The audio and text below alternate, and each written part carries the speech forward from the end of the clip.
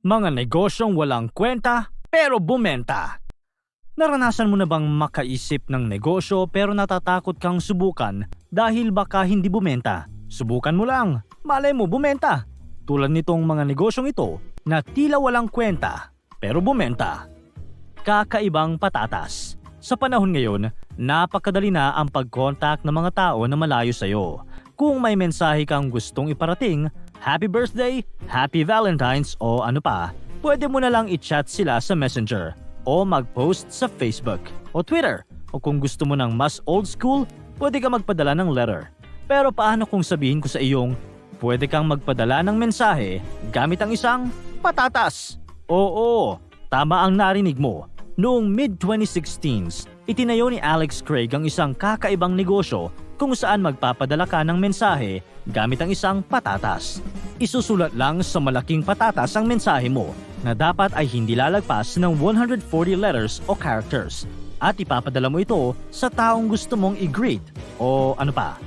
Ayon sa datos, kumikita si Craig ng halos $25,000 o mahigit sa 1.4 million pesos buwan-buwan. Card game exercise. Kapag exercise ang pinag-uusapan, hindi mo naiisip ang paglalaro ng cards. Siyempre, hindi ka naman pinagpapawisan sa mga card games. Pero paano kung sabihin ko sa iyong may nakaisip ng card game na may exercise? Si Phil Black ay isang dating Navy SEAL na nakaimbento ng larong Fit Deck. Ang bawat card ay may laman na exercise na kailangan mong gawin upang malaro ito. Nakuha ni Black ang inspiration ng kanyang imbensyon sa kanyang training na naranasan bilang isang Navy SEAL. Kumita ang Fit Deck ng mahigit sa $4 million na revenue bago ito binili ng mas malaking kumpanya. Pixel art. Tingnan mo to at sabihin mo sa akin kung ano ang nakikita mo. Parang nag-lag na screen ng computer, di ba? Sobrang lalapatingnan. Pero dyan ka nagkakamali. Dahil ito ay ang negosyong naisip ng estudyanteng si Alex Tu nang kinailangan niya ng pera para bayaran ang kanyang tuition sa university. Ang nasa screen ay 100 art pixels na ginawa ni Alex sa loob ng 5 buwan. Binenta niya ang bawat isa sa halagang $1. Marami ang nagkagusto sa art pixels ni Tu at sa edad na 21, kumita siya ng mahigit sa $1 million. Kakaibang pet. May pet ka ba sa bahay? Kung wala, ano yung gusto mong pet kung bibigyan ka? Aso? Pusa? O baka naman ibon?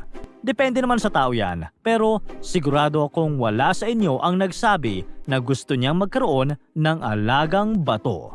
Sino ba naman ang gusto ng pet na bato, di ba? Diyan ka nagkakamali. Dahil noong 1975, itinayo ng American businessman na si Gary Ross Dahl ang kanyang pet rock business.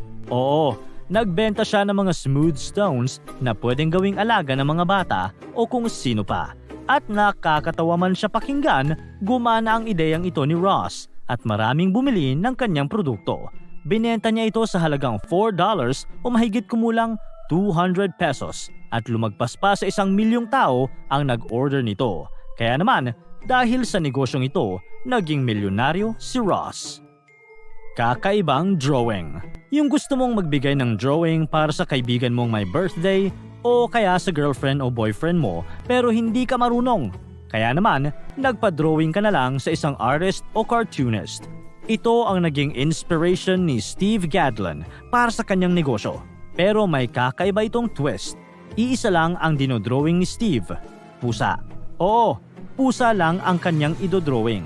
Kahit anong klase ng pusa na binenta niya sa halagang $9.95 o mahigit sa 500 pesos. Parang side hustle lang, di ba? Sino ba naman ang kikita ng malaki mula doon? Doon ka nagkamali. Dahil ang business na ito ni Steve ay nagustuhan ng publiko at mahigit sa 18,000 CAD drawings ang nabenta niya sa loob ng 5 taon. At sa 5 taon lang, kumita siya ng $300,000 o mahigit sa 15 million pesos. Bagong t-shirt. Araw-araw nagpapalit ka ng bagong t-shirt na isusuot. Normal lang naman yan, di ba? Pero paano kung sabihin ko sa iyong may taong yumaman dahil lang sa pagsusuot ng t-shirt? Noong 2008, naisip ni Jason Sadler na magsuot ng t-shirt ng isang kumpanya na may logo nito at gumawa siya ng video tungkol sa company.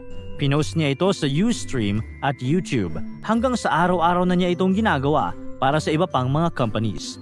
Bawat araw, panibagong company t-shirt naman ang isusuot niya at panibagong video. Napansin ito ng mga companies na fini-feature niya hanggang sa binayaran na siya ng mga ito para i-promote ang kumpanya. Madalas siyang nagpo-post sa social media para sa mga companies at sa loob lamang ng 4 na taon, lumagpas na ng $1 million ang kinita ni Jason. Kakaibang kurtina. Tingnan mo nga tong view na ito mula sa bintana sa kwarto. Ang ganda, di ba? Kakaiba talaga ang ganda ng city lights kapag gabi. Pero paano kung sabihin ko sa iyong umaga yan at kurtina lang ang nakalagay? Oo, may nakaisip ng ganitong klase ng kurtina na pwede mong ilagay sa bintana. Maliban sa napakaganda nitong tingnan at parang gabi talaga sa labas, maganda rin itong depensa mula sa init ng araw. Diyan mo masasabi na gumana talaga ang ideya. Hindi lang siya magandang tingnan, may magandang purpose pa. Snow delivery. Nakapanood ka na ba ng foreign movie o documentary tapos bigla kang nainggit sa snow na umuulan sa kanilang lugar? Dito nang galing ang ideya ng business na itinayo ni Kyle at Jessica Waring. Noong 2015, sa kalagitnaan ng isang blizzard, inaalis ng mag-asawang Waring ang snow na nasa driveway nila dahil hindi makalabas ang kanilang sasakyan. Maya-maya pa, biglang naisip ni Kyle na may mga taong gusto ring makaranas ng snow. Kaya naman, itinayo nila ang kanilang negosyo na nagde-deliver ng snow sa bahay ng mga taong gustong makaranas nito. Kailangan mo lang magbayad ng $89 at magkakaroon ka ng snow sa inyo. Agad itong pumatok sa mga tao at kumita ng malaki ang mag-asawa dahil sa negosyong ito. Sulat mula kay Santa. Nung bata ka, napaka-excited mo tuwing Christmas dahil sa mga regalong matatanggap mo. Lalo na ang regalo na galing kay Santa kapag nagsasabit ka ng medyas sa loob ng bahay. Pero isipin mo na lang kung hindi lang regalo ang ipapadala ni Santa. May kasama pang sulat niya. Ito ang negosyong naisip ni Byron Rees. Nagbenta siya ng mga personalized letters na parang mula kay Santa Claus sa halagang $9.95. Agad itong pumatok sa publiko at sa unang taon pa lamang ng kanyang negosyo ay umabot na ng 10,000 orders ang natanggap niya.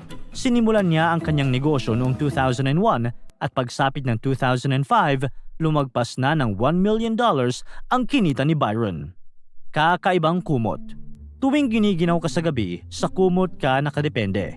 Kaya lang, pag kailangan mong tumayo, mahirap isuot ang kumot.